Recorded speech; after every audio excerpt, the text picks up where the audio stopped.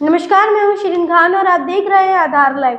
ग्वालियर का नवीन एयरपोर्ट होगा इतिहास में सबसे कम समय में बनने वाला एयरपोर्ट, जहां संस्कृति और आधुनिकता का समावेश होगा।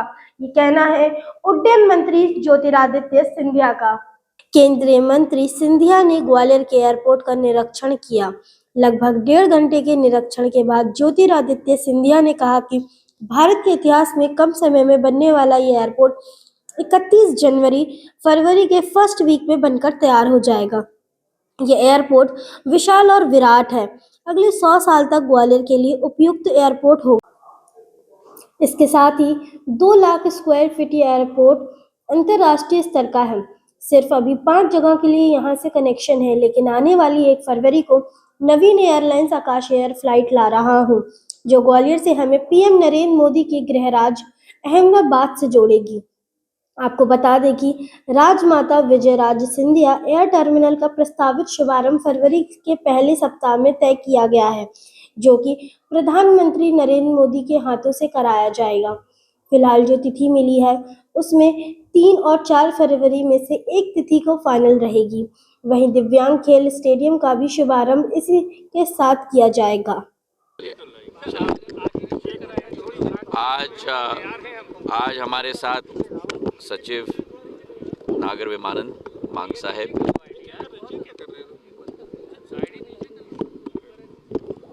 एयरपोर्ट्स अथॉरिटी ऑफ इंडिया के चेयरमैन संजीव कुमार साहब, हमारे जनप्रतिनिधिगण, मंत्री जी प्रद्युम्न सिंह जी, अभय चौधरी जी, सब लोग संयुक्त रूप से हम लोग यहाँ उपस्थित हैं। ग्वालियर के लिए ये एक ऐतिहासिक पल है, जब ग्वालियर राष्ट्र के मानचित्र पर नहीं, लेकिन मैं मानता हूँ कि विश्व के मानचित्र पर उभरने के लिए तैयार हो चुका है। ग्वालियर में ये हवाई अड्डा हम सब लोगों का सपना था, आप लोगों का सपना था, हमारा सपना था। और आज जो निरीक्षण हमने पिछले 1.5 घंटे से किया है, बारीकी की बारीकी काम हमने देखा है। एक भव्य विमानतल एयरपोर्ट्स अथॉरिटी ऑफ इंडिया के द्वारा, जिसमें इतिहास भी है, संस्कार भी है, संस्कृति भी है और आधुनिकता भी है। चारों चीज़ों का संगम इस एयरपोर्ट में आपको देखने को मिलेगा। आज पूर्ण एयरपोर्ट का हमने निरीक्षण किया है बारीकी से, और कई निर्देश मैंने दिए हैं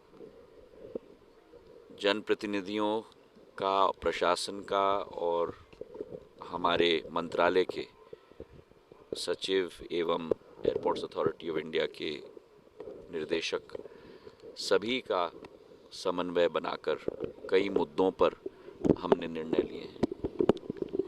आप देख ही रहे हैं कि हम लोगों का लक्ष्य है कि भारत के इतिहास में ये सबसे शीघ्र बनने वाला विमानतल बने।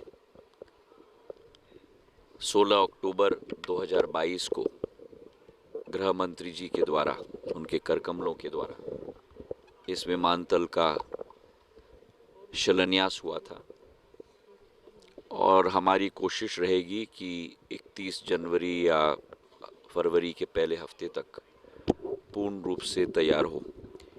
मैं इसलिए ये तारीख दे रहा हूँ क्योंकि आज मैंने अतिरिक्त और निर्देश दिए हैं। और ये विमानतल इतना विशाल और इतना विराट है